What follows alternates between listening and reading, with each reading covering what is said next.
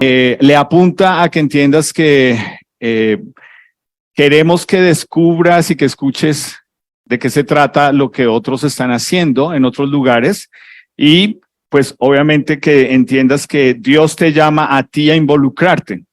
No solamente es una cuestión de ser espectador y decir, ay, tan bonito, ay, tan linda, ay, tan... Esa no es la idea. La idea es, listo, Dios, ¿cómo me estás tú a mí llamando a involucrarme? Y pues lo primero que te pide es orar, que sería como lo mínimo, pero también involucrarte es que tú entiendas que vamos a hacer un compromiso misionero y requiere de ti también apoyar con dinero. Entonces queremos animarte a eso, a que entiendas que no es solamente decir tan lindo y tan bonito, sino realmente qué está pidiendo Dios de ti en este compromiso misionero. Entonces, quiero comenzar con el versículo de este mes que está en el libro de los Hechos. Te animo a que busques el libro de Hechos, capítulo 1. Y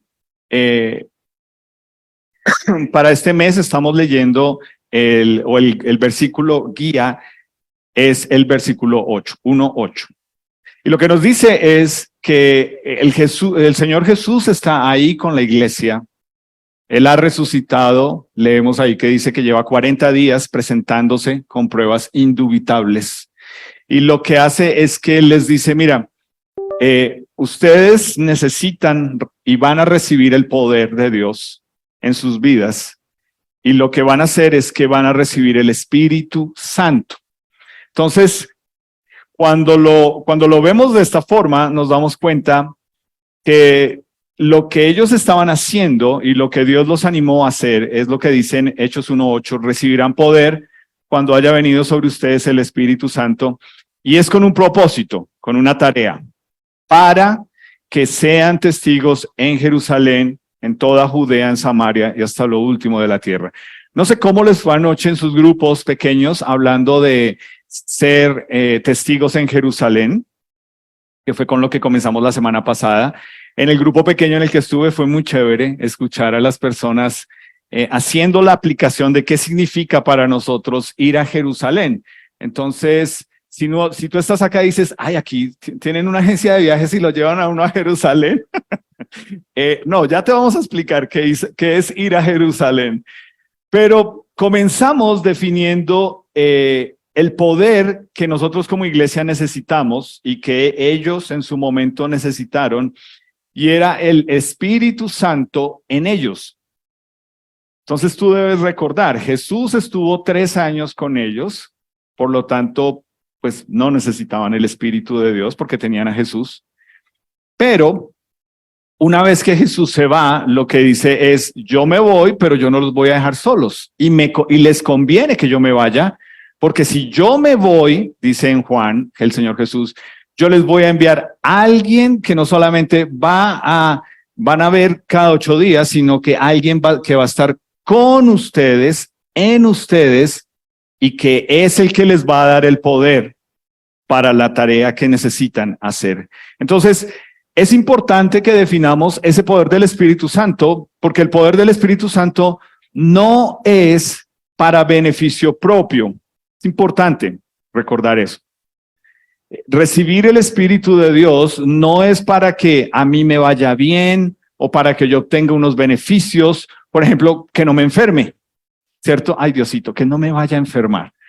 Si tú crees que recibir el Espíritu de Dios es para que te vaya bien y te libre del mal amén, tú necesitas entender un poco más de qué se trata. Realmente es poder, dice aquí, para poder ser testigos. Entonces, la semana pasada nos dimos cuenta y estuvimos viendo que la iglesia que leemos ahí en el libro de Hechos, ¿por qué necesitaba ese poder? Pues porque obviamente lo que hizo el Espíritu de Dios es que le permitió a la iglesia, por medio de una persona que es el apóstol Pedro, pararse en esa primera reacción frente a Jerusalén, frente a esas personas, y decirles, hace 1 mes y medio ustedes crucificaron a Jesús. Y ahora Él ha resucitado y Él está aquí ofreciendo perdón de pecados. Arrepiéntanse. Eso fue lo que Él les animó.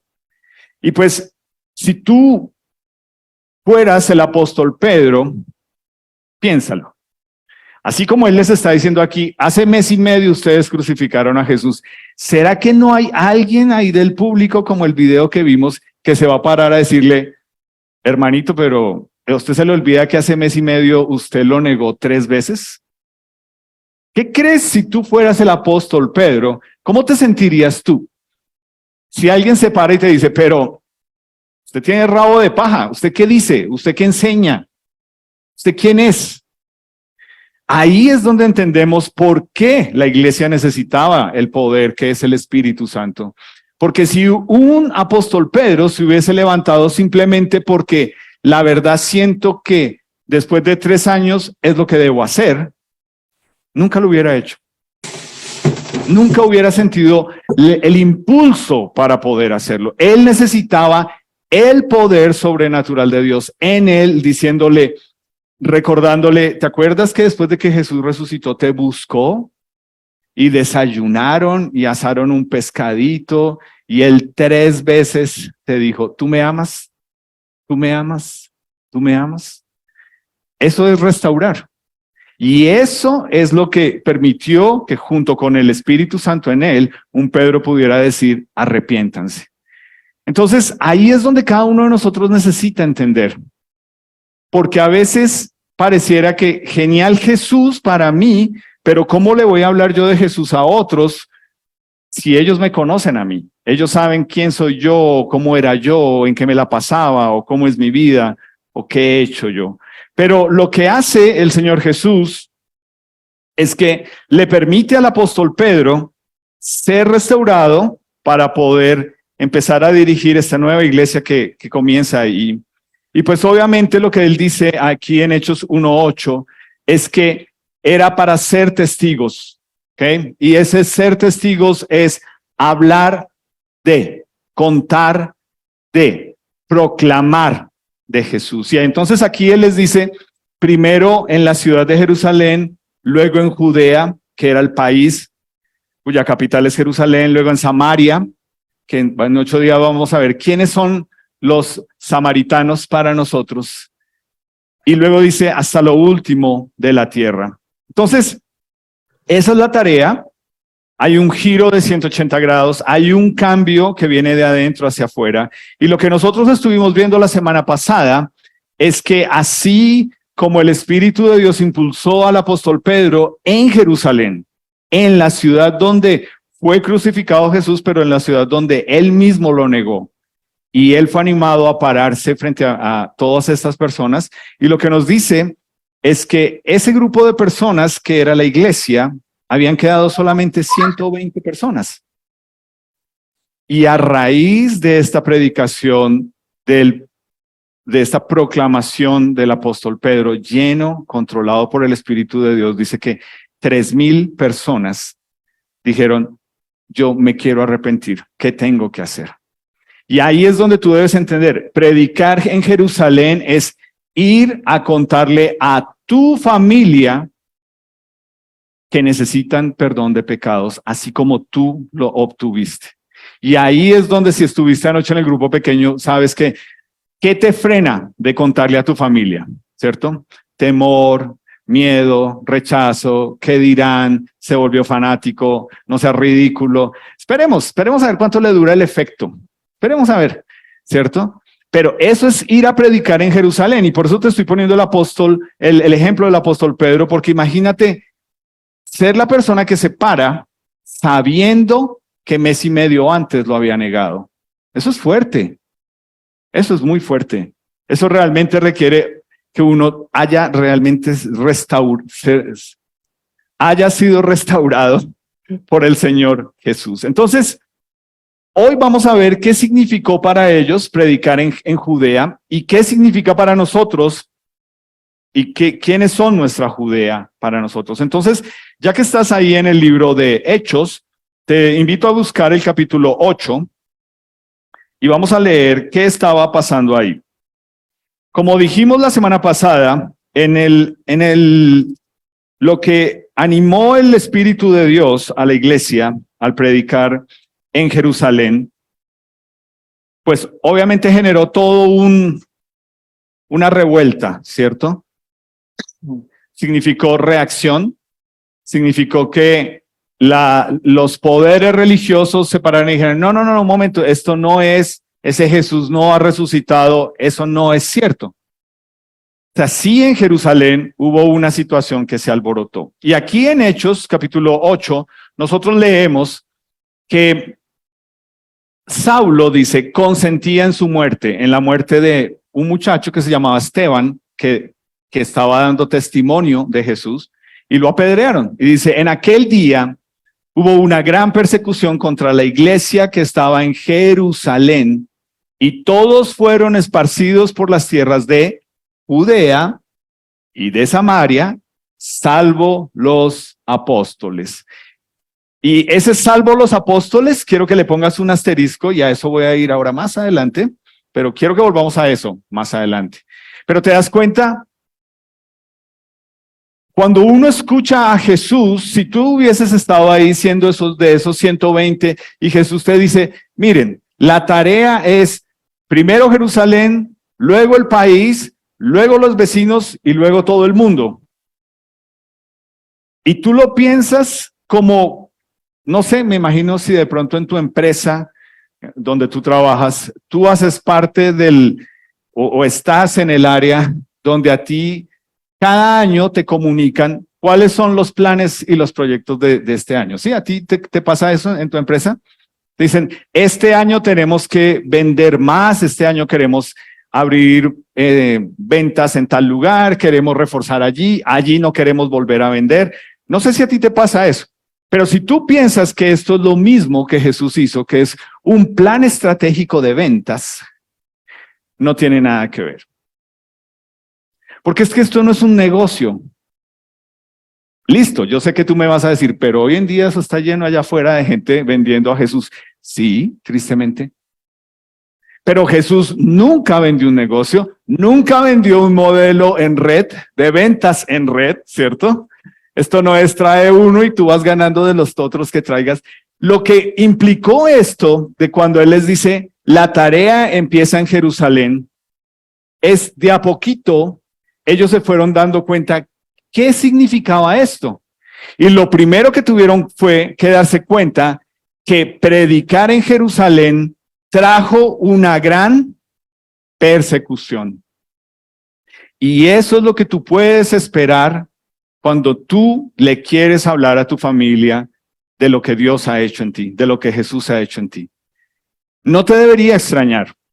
Deberías esperar que sí, que se van a burlar, que no les va a gustar, que debe incomodarles y que el cambio tuyo debería ser constante en que les incomode, en que les incomode, en que les incomode.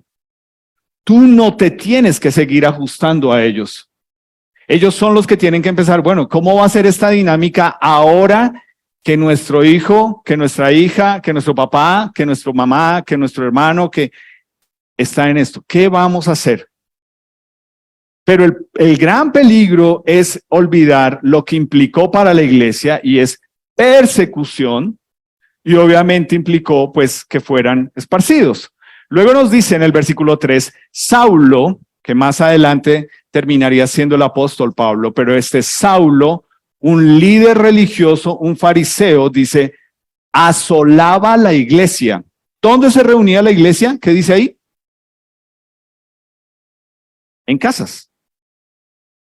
Por eso, nuestro grupo pequeño es la iglesia. Esta reunión de domingo, para ti que de pronto eres nuestro invitado o que no sabes, esta reunión de domingo es nuestra celebración de los grupos pequeños que son nuestra iglesia en casa. Tú no haces parte de nuestra iglesia si solamente eres dominguero. Y nosotros tenemos, como toda iglesia va a pasar, gente que solamente va a venir los domingos. Vamos a pensar en ti, vamos a tenerte en cuenta, vamos a involucrarte, vamos a darte oportunidades de servir en la medida en que tú te involucres casa por casa. Porque, mira, es muy sencillo. Si Saulo, si hoy en día se desatara una persecución contra los cristianos, ojalá que ellos también dijeran, nos toca meternos a las casas de esta gente y que los vecinos digan, sí, ahí se reúnen y ahí hacen cosas, se ríen, gritan, cantan, juegan, comen, hacen asados. No sé, una locura. Pero ¿dónde encontró el apóstol Pablo a la iglesia? No los encontró en un templo, no los encontró, no tuvieron que, esperen, nos toca esperar hasta el próximo fin de semana que se vuelvan a reunir. No, estaban en las casas y nos dice, y arrastrando hombres y mujeres, los entregaba a la cárcel. ¿Qué implicó predicar en Jerusalén? Ser encarcelado, ser perseguido. Y ahí es donde para muchos de nosotros, si eso sucediera hoy en día, lo primero que diríamos, eso, los derechos humanos, mira, déjale los derechos humanos a alguien que no conoce de Dios y a alguien que no ha nacido de Dios. Si tú eres una nueva criatura en Jesús, tú no tienes derechos en Jesús. Te lo voy a poner así de sencillo. Ya no vivo yo, Cristo vive en mí. ¿Por qué? Porque todos los días yo me crucifico. Es lo que me dice que debería hacer. Entonces, levantarme a pelear todos los días por mis derechos.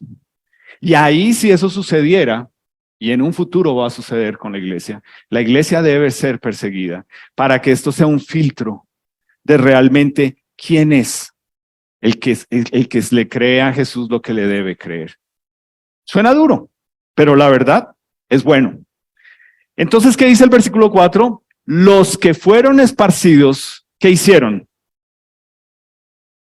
Iban por todas partes anunciando el evangelio. Pero espera, ¿esa no es la tarea del pastor? Para eso le pagamos. O solo la tarea de los misioneros, son los únicos que deben anunciar el evangelio.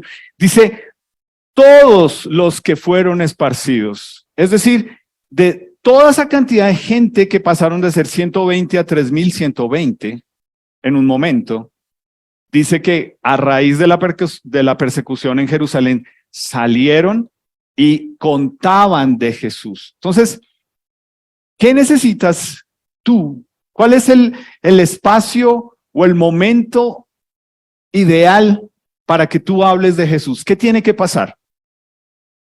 Tú me dices, se muere alguien y uno dice, es el momento. Ay, no, pastor, ¿yo qué les voy a hablar de Jesús en ese momento? Entonces, ¿cuándo? No, pastor, vaya y les habla a usted. Ah, ya entendí. Y es lo que pasa, ¿cierto? O sea, venga, pastor, hable en el funeral. Yo recuerdo siempre un funeral, creo que lo he comentado acá, de un señor que, vamos a decir que era cristiano, era más como cristino. Pero es que, entiendan, él era cristiano, pero aquí en primera fila yo tenía las 3 esposas que tuvo en vida. Su merced me dirá qué tan cristiana era la vaina. Y yo le dije, cuando me pidió una de las esposas y uno de los hijos, quiero que hables en el funeral de mi papá. Yo, bueno, pero espera, bueno, hablemos de tu papá. Háblame del mar marinero. ¿En qué año conoció de Cristo? ¿Cuál fue el primer hogar? No, pero el segundo hogar fue este y el tercer hogar fue... Yo me acuerdo que yo le dije, mira, yo no voy a hablar mentiras porque no hay muerto bueno, ¿cierto? O sea, uno siempre, no hay muerto malo, ¿cierto? Siempre que se habla, no, pero él no era tan malo, es que era un incomprendido. Tengo 3 esposas acá, o sea, dime tú qué tan incomprendido era. Terrible, ¿cierto? Pobre hombre. Pero yo recuerdo que yo le dije a uno de los hijos, le dije, mira, si yo voy a hablar es de la gracia de Dios y de cómo a pesar de los errores y del pecado de él, esperamos que esté disfrutando de la presencia de Dios. Si eso está bien con ustedes, yo lo hago. Si no, paso. Entonces, habla con las otras señoras, con los hijos, porque yo no me voy a poner aquí a decir, no, él fue un gran hombre y ahí estamos enterrando a un ser digno de imitar. No, o sea, no, dijo por ahí, si me conoces, ¿para qué me invitas? ¿No? O sea, ya sabes cómo soy yo, Si algo no me molesta, solo con las caras ya sabes que no me gusta. Y la verdad lo hice.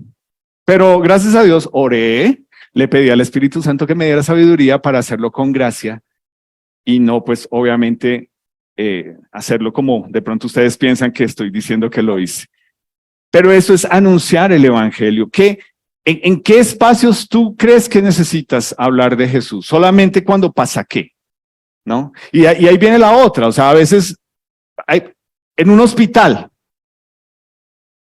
No, pero es que está recién operado, ¿cómo les vamos a hablar? Se está muriendo, ¿cómo les? Es ahí cuando tienes que hablar de Dios, tienes que hablar de Jesús. Es más, la palabra de Dios, el apóstol Pablo nos dice que lo deberíamos hacer en tiempo y fuera de tiempo, pero esto de anunciar el evangelio no es una tarea solamente para unos pocos, sino que si tú has nacido de nuevo en Jesús, esa es también tu tarea, donde Dios te ha puesto. Y aquí entra algo muy importante, y es que date cuenta de algo que hablamos en el mes de abril, creo que fue.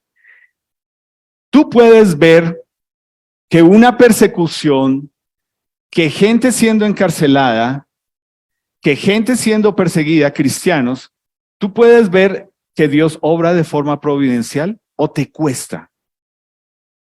Y a la mayoría de nosotros nos cuesta. Porque uno dice, ¿qué de bueno hay en una persecución? Dime, o sea, uno piensa, pastor, ¿qué de bueno hay que un tipo se le meta a uno a la casa y lo arrastre y lo saque y lo diga a la cárcel? ¿Eso atrae algo bueno? En nuestra forma de ver las cosas, no. En nuestra forma de entender la vida, no. Si tú has nacido de nuevo en Jesús, tú deberías todo el tiempo pensar en que Dios obra de forma providencial y que si tú eres una nueva criatura en Jesús, entonces hace mucho rato, pero muchísimo rato, tú no deberías estar en esto de ¿es bueno o es malo? Si tú eres una nueva criatura en Jesús, hace rato que deberías saber qué es lo malo. La lucha es entre es bueno y es mejor. O como vimos en el mes de abril, entre la verdad y la casi verdad. Esa debería ser la lucha. No en que, pues sí, yo sé que es malo, pero pues si ya sabes que es malo, ¿a qué estamos jugando? Pero por eso es que nos cuesta ver el obrar providencial de Dios, porque lo vemos todo, aún siendo nuevas criaturas en Jesús, desde nuestra carne, desde nuestro ego, desde cómo voy yo ahí. No me gusta, no me parece, es incómodo, ¿por qué ahora? ¿Por qué de esta forma? ¿Por qué así? ¿Por qué conmigo? ¿Por qué?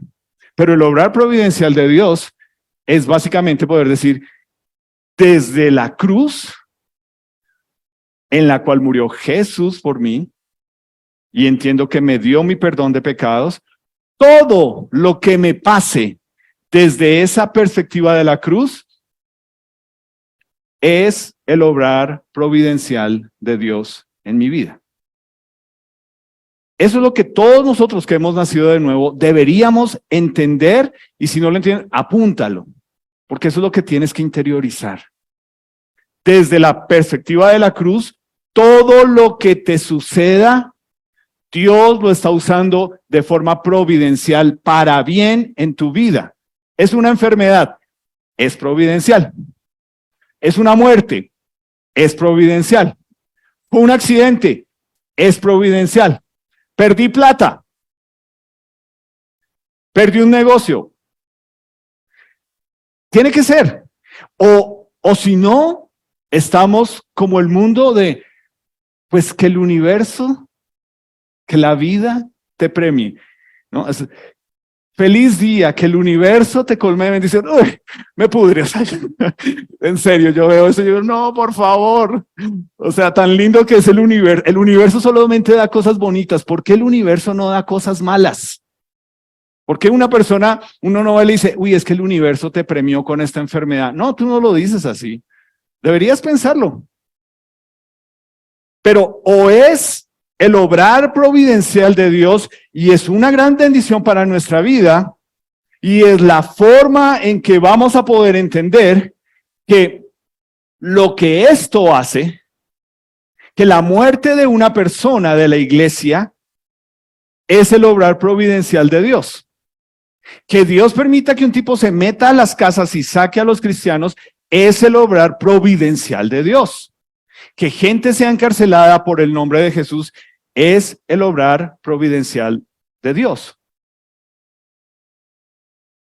O simplemente todo lo vamos a ver como tan de malas que somos. Desde que estamos yendo a esa iglesia, todo nos va mal. Y créeme, tú sabes, yo me he sentado con gente que me ha dicho, no, pastor, la verdad es que desde que yo soy cristiano, eso es como una maldición para mi vida. No has entendido de qué se trata. No has entendido. Porque o Dios es providencial o simplemente estamos al azar. ¿Y cuál es? La idea de esto es entender que cualquier situación que me lleve a buscar la presencia de Dios es una bendición. ¿Lees? Cualquier situación.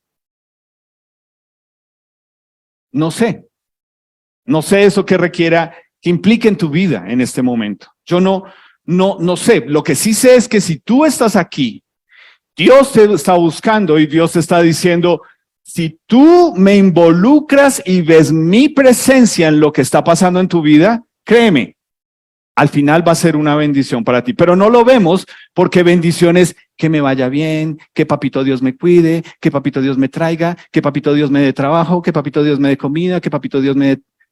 ¿Eso es una bendición? Ayer o hoy estábamos hablando de eso con Steffi para la clase que tenía y es, ¿qué es una bendición? ¿Es solamente eso? Que Dios haga las cosas que yo espero en un trato y un negocio para que me vaya bien. No, la bendición, la única bendición de Dios, si tú no has entendido cuál es la única bendición de Dios, la única bendición de Dios es que Jesús murió en una cruz por tu pecado y que te ofrece perdón de tu pecado porque Él murió en esa cruz. Ahora, ¿hay algo más grande? ¿Una bendición más grande? La casita, qué bendición. ¿Es más grande que Jesús muriendo en la cruz por tu pecado? Pastor, la salud, qué bendición. ¿Es más grande que Jesús muriendo en la cruz por tu pecado? Desde la óptica de la cruz, todo lo que nos sucede es una bendición de Dios. Que no nos guste, que no nos parece, que nos incomode. Pero la bendición más grande, si tú estás acá y tú has nacido en Jesús, es que Jesús murió por tu pecado en una cruz y te ofrece ese perdón de pecados. Eso fue lo que el apóstol Pablo, con todo y tener rabo de paja, se paró a decirle a 3,000 personas ese día. Hay perdón de pecados en Jesús. ¿Esa es la tarea solo de unos cuantos? ¿De unos pocos? ¿O esa es la tarea de todos? Es que esto es tan sencillo como... Es como mira, como la gente que viene a uno a venderle esos negocios en red, ¿cierto? O sea, yo digo, ¿en serio tú me estás pidiendo tiempo para venderme eso? Yo ya después de como la tercera vez me tocó decir, mira, con todo respeto, tú ya sabes que ya cuando uno dice con todo respeto ya no hay respeto, no me interesa. No me interesa ser rico, la verdad, gracias, porque pues tú tampoco eres rico. Tú te quieres enriquecer a costa mía. Y la verdad es que a veces parece más claro hablar de algo así que de Jesús. Si hay un tema que debería estar todo el tiempo en tu boca, que has nacido de nuevo en Jesús, es Jesús. Es lo que Él ha hecho en ti, lo que hace por ti, como te tiene, donde te tiene. Te permitió abrir los ojos y darle gracias hoy. Pero te levantas es, ay, otro día. Dame las fuerzas para llegar al trabajo porque qué vaina tan más. Cualquier situación que me lleva a buscar la presencia de Dios es una bendición.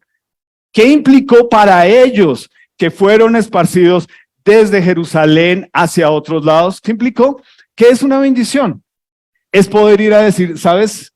Sí, esto es difícil, pero Jesús me ama, Jesús me perdonó y Jesús también te quiere perdonar a ti. No solamente Jesús te ama y sonrisita, sino te ama porque quiere perdonar tus pecados, que es la otra parte que a veces cuesta. Pero esta gente fue impulsada por el Espíritu de Dios, fueron perseguidos para poder que esa situación fuera de bendición, para que otros escucharan de Jesús. Es que salir a Judea, vamos a ver si es el que... Salir a Judea implicó salir de mi comodidad, ¿cierto? Jerusalén son los míos, Judea son los demás. Y son esa gente con la que uno dice, no, pues, o sea, no son tan, de pronto con el tiempo esos demás pueden hasta llegar a ser familia. Pero cuando tú piensas en los demás son esos compañeros de trabajo, esos compañeros de estudio, esos vecinos, esos amigos, que simplemente no son las personas que tú consideras míos.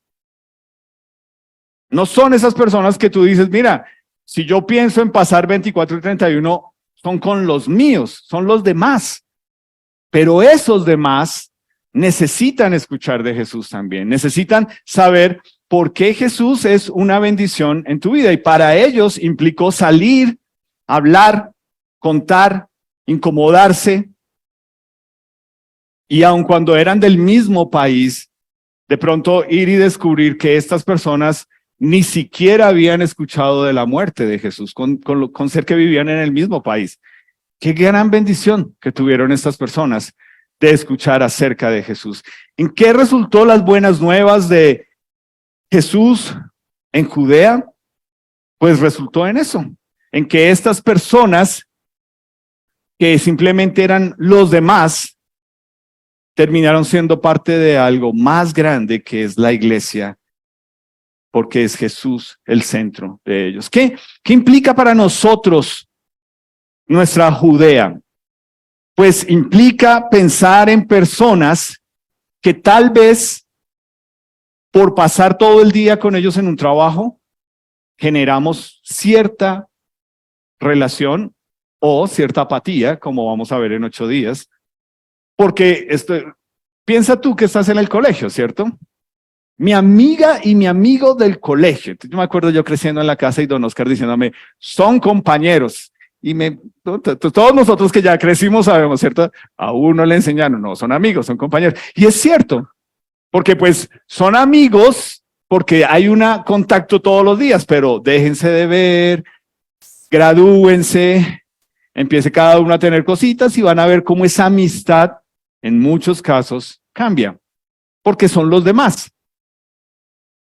Y aquí es donde tú debes entender que no solamente es hablar a tu familia, pero ahora también implica pensar en otras personas que necesitan escuchar de Jesús y que obviamente, al igual, por ejemplo, anoche lo hablábamos en el grupo pequeño, que es algo que quiero mencionar, y es, cuando tú piensas en los tuyos, tu Jerusalén, en que mueran hoy,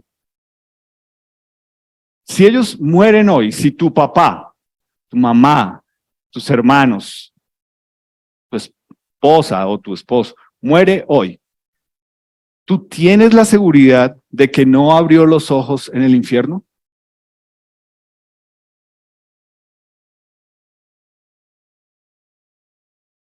Entonces, ¿qué estás haciendo? ¿Cuáles son las charlas que están teniendo? ¿Qué es lo más profundo? Venga, mire este video.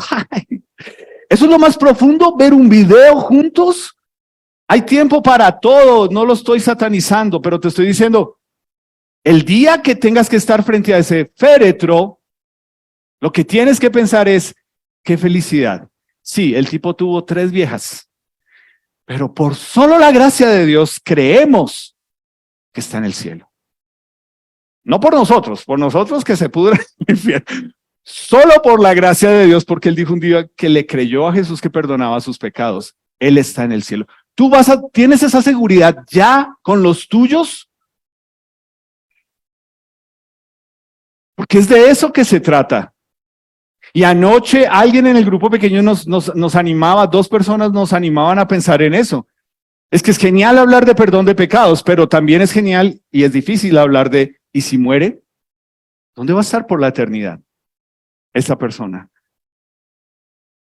¿Te das cuenta? Es que ya cuando lo vemos así, tú no puedes decir, pues, yo creo, como muchas personas, ¿cierto?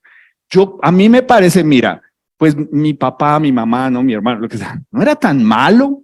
Al final, él de pronto estaba buscando de Dios. No es que ya había dejado algunas cosas en lo que tú piensas, pero tú eres Dios. Tú lo sabes.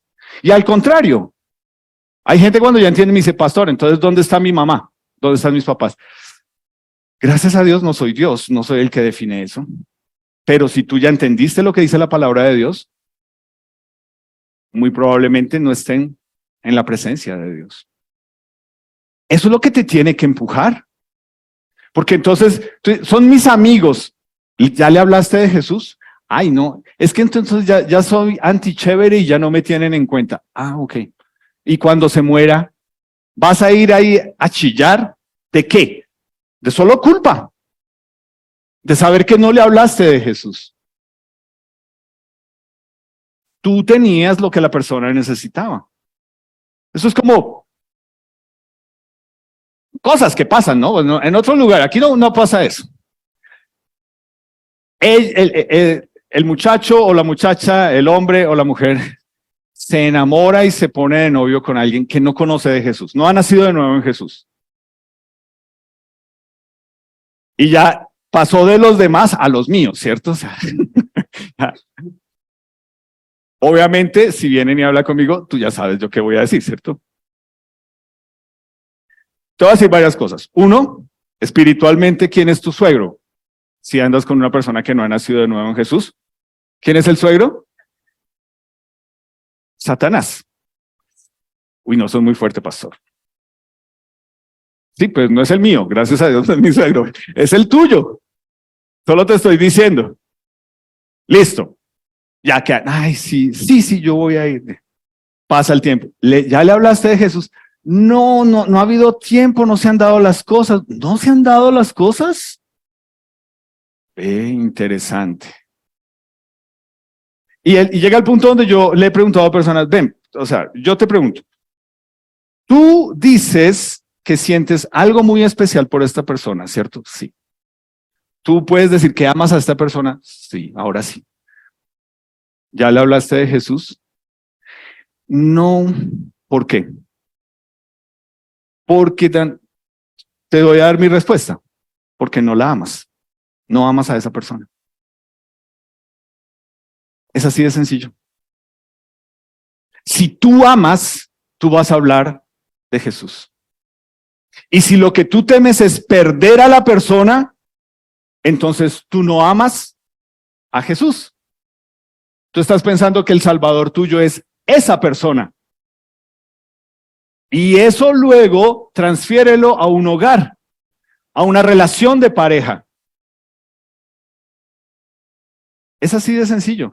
¿Te das cuenta todo lo que implica salir a hablar de Jesús y tú crees que es solo para el pastor? No, eres tú que estás allá afuera tomando decisiones necias y dices que amas a Jesús. Y te lo digo porque lo he tenido que hacer. Me ha tocado decirle, mira, si tú no le hablas de Jesús, yo le voy a hablar de Jesús. Y lo he hecho. Y después, ay, que gracias, que no, gracias nada. O sea, ¿dónde has estado todo este tiempo? No me vengas con gracias, a mí no. A Jesús, que le dio la oportunidad. Eso implica Judea para nosotros, es ir a esas personas que supuestamente en un momento estamos tan cercanos, pero por alguna razón nos podemos apartar y ya se nos olvida qué puede pasar con esas personas. Entonces, quiero concluir esta parte con lo siguiente. ¿Por qué tú, que eres parte de nuestra iglesia, necesitas poder, necesitas el Espíritu Santo? ¿Por qué? ¿Para qué tú necesitas eso? Pues es muy sencillo. Tal vez tú dices, en este momento está pasando. Pero piénsalo, ¿cuándo fue la última vez que tú sabes que pasaste por una prueba que te hizo buscar de Dios, como leímos ahora? Y lo que tú encontraste en medio de la prueba es que Dios fue más evidente que nunca. ¿Tú puedes recordar un momento así? Pregunta de grupo pequeño. Que aún en medio de la prueba tú dijiste, pero no sé, o sea, el Espíritu de Dios me está dando paz, me está dando gozo, me siento, sí, está difícil, pero no siento que me tengo que desesperar, no siento que tengo que salir a hacer locuras, correr. Dios me está sosteniendo en medio de esta prueba. ¿Tú puedes recordar un último momento así con Dios, con Jesús, o nunca lo has tenido? Si no lo has tenido, pues espéralo. Te puede la próxima prueba ser el momento cuando descubras que Jesús está ahí contigo, que tienes el Espíritu de Dios, que te da el poder. ¿Para qué? Para que cuando tú oras tú digas, Dios, por favor, quítame esta prueba. Eso es lo que hay que orar. Es que yo no aguanto más, Dios. Tú sabes que yo soy muy débil. Mi umbral del dolor espiritual es muy bajito. Ahí ustedes saben, ¿cierto? Por favor, quítame esto. ¿Esa es una oración para Dios? ¿Tú te imaginas la iglesia diciendo, Dios, por favor, no nos persigan más, quítanos esto? Lo que trajo fue bendición para otros. ¿Qué hace la prueba en tu vida? Bueno, tu Jerusalén, que es tu familia, van a estar viendo. Y bueno, ¿cómo va a reaccionar en esto? Los amigos, que son compañeros, están viendo. Los vecinos.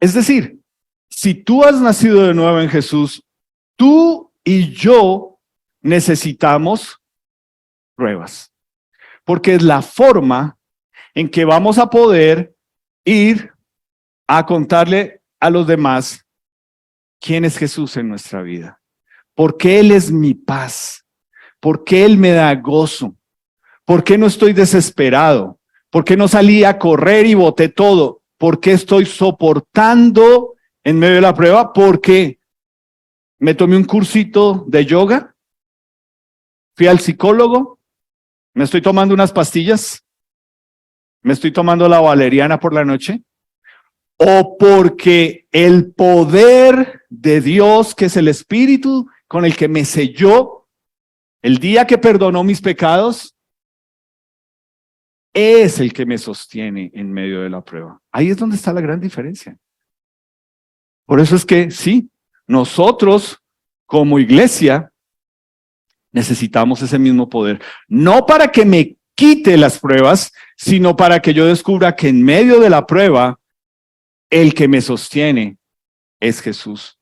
Y yo pueda contarle a los demás de Jesús. Esa es la bendición.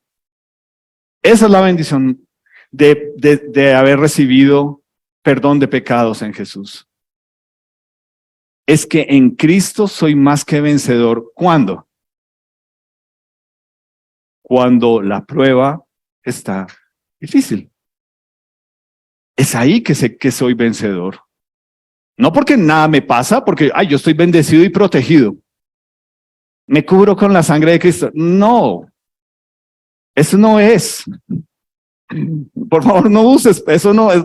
La sangre de Cristo es para perdonar tu pecado. Listo.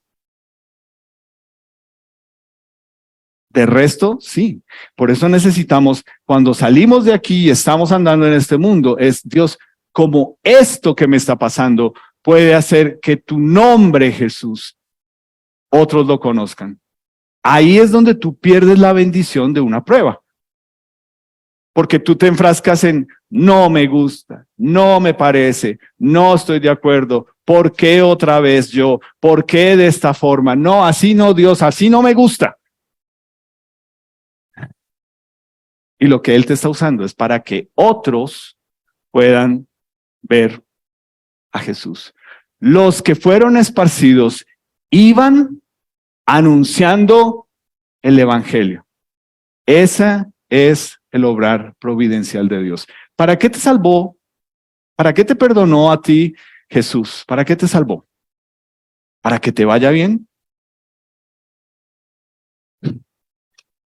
¿Para que tengas salud, dinero y amor?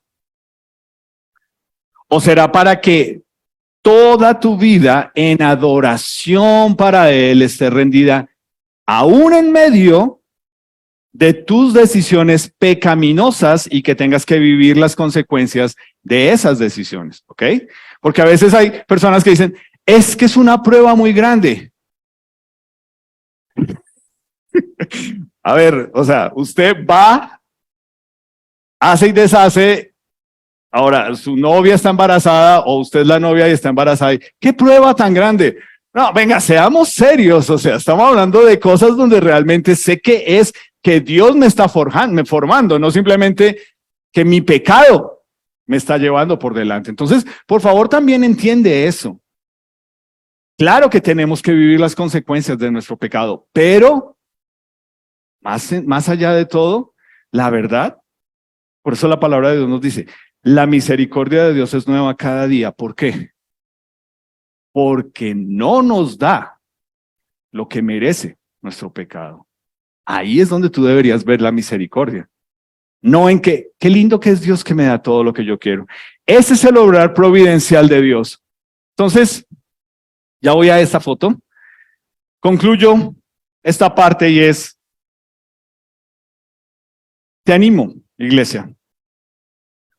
Esta semana vas a tener esta oportunidad. Ahorita en la clase de hombres estábamos hablando un poco de esto y es, claro, ojalá que tu hogar sea un espacio en el que tú estás aplicando todo lo que tú estás aprendiendo de Jesús. Pero también queremos animarte a que las demás personas que no son tu familia vean a Jesús en ti. Vean cómo reaccionas bajo presión.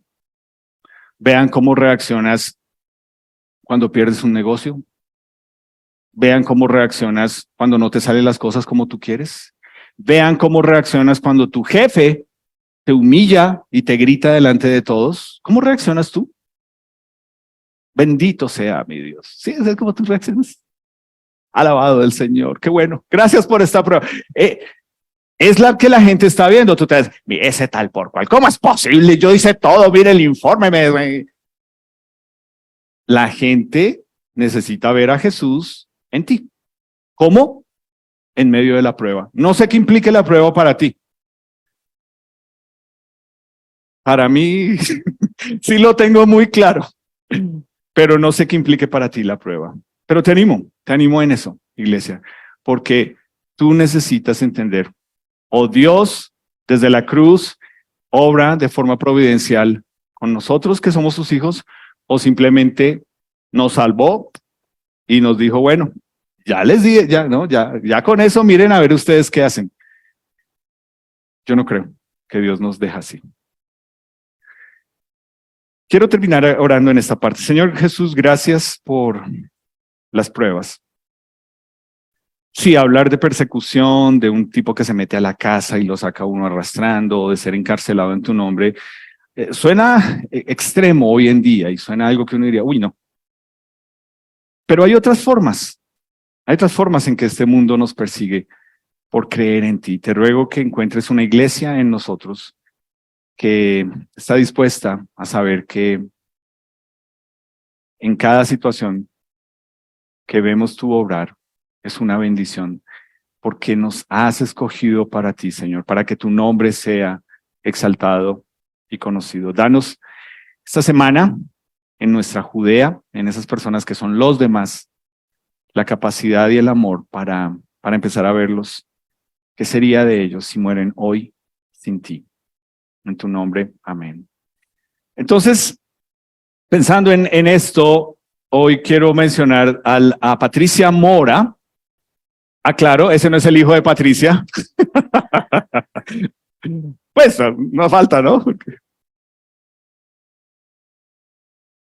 Y lo que quiero mencionar es el enfoque ministerial que tiene Patricia Mora. Nosotros como iglesia, hace ya 9 años, Dios nos animó a que nos uniéramos a lo que Él estaba haciendo, colocando una carga en el corazón de Patricia por mujeres y niños en su hacha. ¿Va? No vayan a decir su hacha delante de Patricia, bueno, o sea, su hacha. Ojo en eso. Entonces, ¿qué hizo? Dios animó a Patricia a decir, quiero que sirvas en ese lugar a mujeres y niños. Y Patricia lo que vino a su iglesia es a decir, yo quiero saber si puedo contar con el apoyo de ustedes para ser enviada allá. Y eso es lo que hemos hecho. Ella ha sido enviada a trabajar con mujeres y niños.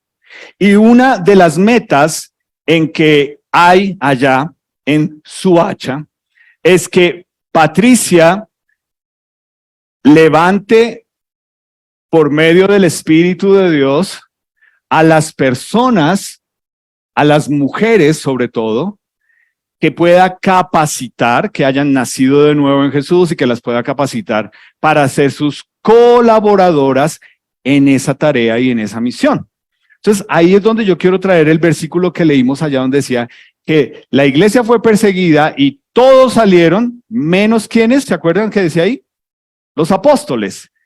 Y algo que nosotros como iglesia debemos entender y Dios nos ha ido recordando es genial que todos nos fuéramos para Suacha a apoyar la tarea. Pero esto es un trabajo en equipo. Y nosotros a veces hemos pegado de un cartelito que dice, necesitamos de personas que oran, necesitamos de personas que dan dinero, necesitamos de personas que dicen, ¿cómo puedo yo servir allá de pronto un día, al mes? Pero también que nuestra tarea como iglesia es apoyar financieramente eso. Entonces, esa es la tarea, es que Patricia, el Espíritu de Dios, la anime a poder levantar personas de allá que entienden cuáles son las buenas nuevas de Jesús, del perdón de pecados, para que puedan juntos y juntas hacer esa tarea de contarle a otros allá. Ahora, yo quiero aclarar algo acá muy importante, porque a veces nosotros podemos de pronto no tener claro algunas cosas. Uno es, mira, si hay un lugar, no puedo decir en la tierra, pero si hay un lugar que ha sido sobreexpuesto al evangelio, es Suacha. Tú donde miras hay una fundación queriendo ayudar en Suacha, una fundación cristiana queriendo hacer ministerio allá, una iglesia comenzando en una esquina, ministerios cristianos. Hay mucha sobreexposición al evangelio. ¿Por qué? ¿Por qué será? Pues porque hay muchísima necesidad. O sea, Soacha es una población que tiene 1 millón de personas o más. Así que la mies es mucha y pues obviamente siempre los obreros son pocos. Pero lo que debemos entender es que la necesidad espiritual de un lugar como Soacha es el hecho de que necesitan ser personas que entienden lo mismo, que hay perdón de pecados en Jesús. No necesitan que alguien venga a decirles, ay, como tú eres pobrecito, mira, aquí está el mercado, y aquí está la ropita, y aquí están los zapatos. O sea, nosotros desde un comienzo hemos dejado claro que Patricia no está yendo allá en representación de una fundación. ¿Sí? Y para iglesia, para nosotros como iglesia, eso ha sido también importante aclararlo. Porque entonces uno dice, entonces, ¿qué se está haciendo allá? Se está hablando de Jesús, pero igual, claro, hay necesidades. Y Patricia tiene claras cuáles son esas necesidades, pero es muy diferente llegar y poner a un mercado, vengan todos por el mercado, a que Patricia diga, no, esta familia necesita esto, este niño necesita esto, esta señora necesita. ¿Sí es la diferencia? a simplemente llegar y vengan por el mercado todos, pues todos llegan. A cuando tú sabes por una relación intencional de estar ahí y conocer a las personas realmente, aparte de Jesús, ¿qué es lo demás que necesitan? Y a veces tú lo sabes, ¿cierto? Pues si tú te subes al Transmilenio o al bus, tú sabes, la gente lo que quiere es plata, ¿cierto? Entonces hay unos que dicen, bueno, y si tiene algo ahí comenzado, me lo da. Y dice, ay, yo he visto, ¿cierto? Se bajan, lo miren, qué mal comer esta vaina. Pero entonces, ¿cuál es la tarea de Patricia allá? El Espíritu Santo le ha empoderado para pastorear como función mujeres y niños. Eso es lo que ha hecho el Espíritu de Dios en Patricia. Es entender que Dios la ha llevado allá, no como la pastora, no con un título, sino con una función. Y es pastorear a personas que necesitan entender por qué Jesús los ama a pesar de ciertas circunstancias y también de ciertas circunstancias físicas. Entonces, es importante que nosotros entendamos que lo que se ha hecho allá, pues ha traído como bendición, no pegué esa, el hecho de que sí hay personas que han escuchado de Jesús, que han recibido perdón de pecados en Jesús y que han nacido de nuevo, y que muestra de eso es que nosotros cada vez que celebramos bautismos, que es una forma gráfica de decir mi vida vieja quedó allá y ahora yo soy una nueva criatura en Jesús, hay personas de Soacha que han sido bautizadas, ¿ok? Y que lo que han dado es ese testimonio. Entonces, esto es muy importante porque la labor que se está haciendo, pues obviamente implica, y ustedes lo van a ver en un cartel que ahí está, todos los días hay diferentes, ¿cierto? Clases de fundamentos con mujeres, clases de fundamentos con niños, clases con adolescentes, grupo de esto, grupo de aquello. Es decir, lo que hemos animado a Patricia es guiarla en el sentido de decir, mira, no, primero, el Salvador es Jesús, tú no. Y segundo, ve de acuerdo a tus limitaciones, porque pues aquí ustedes saben que cada 8 días oramos por la salud de Patricia. Y han habido momentos en que ella ha estado muy mal y no ha podido ir. Y pues obviamente en su forma de ser ella siente mucho dolor de no estar ahí. Pero es cuando toca decir, Patricia, pues quédate quieta, primero cúrate y después sí vas, ¿sí? Entonces es importante que entendamos que nuestra tarea como iglesia en direccionar a Patricia ha sido el hecho de que entendamos que no nos interesa, esto no es una fundación, no nos interesa que Patricia nos diga, mira, para el año entrante yo quiero tener todos estos niños y todas estas reuniones y hacer todas estas cosas. Gracias, Pati. Vamos a poner esto acá, muy bonito. Ve uno a uno, trabaja uno a uno, conoce uno a uno, ve sabiendo qué es lo que necesitan, lo que Dios quiere que tú impactes en la vida de ellos, uno a uno. No tienes que abarcarlos a todos. Y eso creo que ha transmitido paz a Patricia en poder hacer su tarea y paz a nosotros en iglesia en entender que no estamos aquí interesados ni en números, ni en cantidades, ni en resultados, porque la verdad es que ustedes ahora al final van a tener la oportunidad de pasar allá atrás y ver fotos y ver el resultado de simplemente una persona empoderada en el Espíritu Santo llevando la bendición del perdón de pecados en Jesús. Eso es lo que está haciendo. ¿Okay? Y nosotros como iglesia que hemos entendido, te queremos apoyar en eso. Y eso es lo que nosotros como iglesia deberíamos estar haciendo. Obviamente, claro, en medio de todo esto hay oportunidades de servicio. Hay personas que han dicho, ¿cómo puedo ayudar? Hay personas que han dicho, de pronto, avísame cuando tengan una necesidad monetaria y yo doy una ofrenda. Eso está bien. O yo quiero ir una vez al mes y ayudar en lo que tú me digas, eso está bien. Han habido personas que han ido a ayudar a arreglar el local como tal, eso está bien. Entonces es que tú entiendas que realmente la persona enviada es Patricia, y lo que le estamos animando a Patricia es, haz la tarea que Dios te ha puesto a hacer en Soacha, y es guiar, pastorear mujeres y niños. Ahora yo quiero terminar esta parte con una cuestión, y es, parte de pastorear gente es un cuadro que ustedes van a ver allá atrás, y ojalá que lo puedan, le pregunten a Patricia, porque pues gente de que Patricia ha pastoreado ha muerto. Creo que todos, podríamos decir, han nacido de nuevo en Jesús en medio de circunstancias difíciles, la gran mayoría. Pero lo último que sucedió es un niño que hace unos años atrás tenía 10, 11 años, 8, y lo que hacía es que él era el que los sábados iba y tocaba en todas las casas y traía a todos los demás niños y les decía, ya llegó Patricia, ya vamos a comenzar la actividad.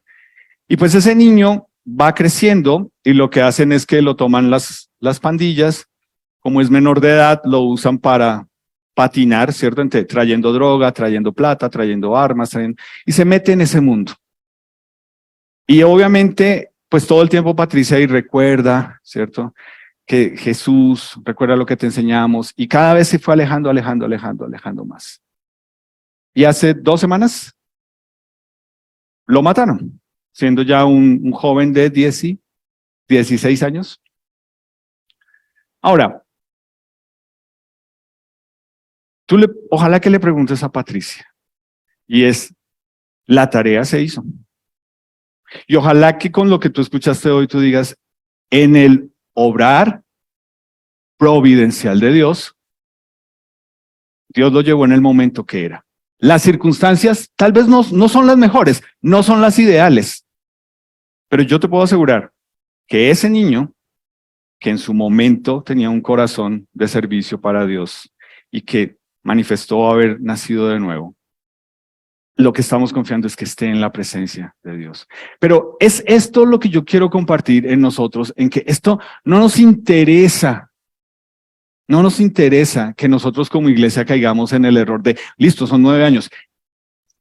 Ya Patricia nada. Está haciendo una tarea importantísima. Y es uno a uno impactar la vida de personas. Y lo tenaz es lo mismo que sucede con nosotros como iglesia. Cuando una persona se endurece, cuando una persona dice, qué iglesia, ni qué Dios, ni qué grupitos, ni qué Patricia, ni qué fundamentos, y gente se endurece.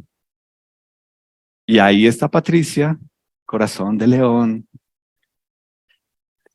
Buenas, volvemos a hacer un estudio que vengo a decirles que Jesús los ama. Entonces yo le doy gracias a Dios por Patricia, por la obra que la tiene haciendo en Soacha, y porque realmente para nosotros como iglesia es importante que entendamos que